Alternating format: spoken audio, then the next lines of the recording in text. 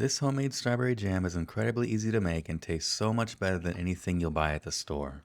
I actually made this for our homemade Uncrustables sandwiches, and once you see how simple it is, you'll probably want to keep a jar in your refrigerator all summer long. We'll start with 2 pounds of fresh strawberries. The first thing I'm going to do is remove the holes with a paring knife. The hole is just the leafy top and the firm white center underneath it. When I'm using a paring knife like this, I like to choke up on the handle and use mostly the tip of the blade. It gives me a lot more control and makes it easier to work around the strawberry without removing too much fruit. We'll just repeat that with all the strawberries and then move on to cutting them up. I'm just quartering them up and then cutting them into smaller pieces before they go into the pot. I like my jam to have pieces of real fruit in it. I'm not looking for a perfectly smooth jam here. I'd much rather have little chunks of strawberries throughout the finished jam than puree everything into one smooth consistency. These are some really nice strawberries, so I want those pieces of fruit to show up in the finished jam. If I was using frozen strawberries or fruit that was a little bruised up, I'd probably puree it. But these strawberries look great, so I'd rather let them shine.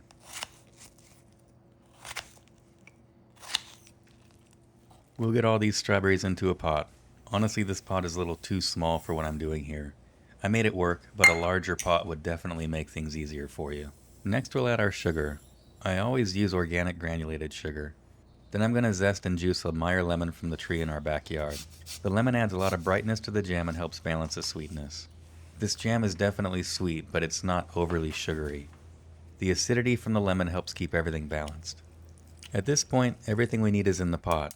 Now we're just going to cook it over medium-low heat until it reaches the consistency we're looking for. This usually takes about 20 minutes or so. Make sure you stir it occasionally so nothing sticks to the bottom and burns. A heavy bottom pot works really well for something like this because it helps distribute the heat more evenly. We're actually using a copper pot here because copper is incredibly conductive and does a great job at maintaining even heat. That helps prevent hot spots and gives us a little more control while the jam cooks. Some time has passed already and you can see how much this has reduced. A lot of the liquid from the strawberries has evaporated.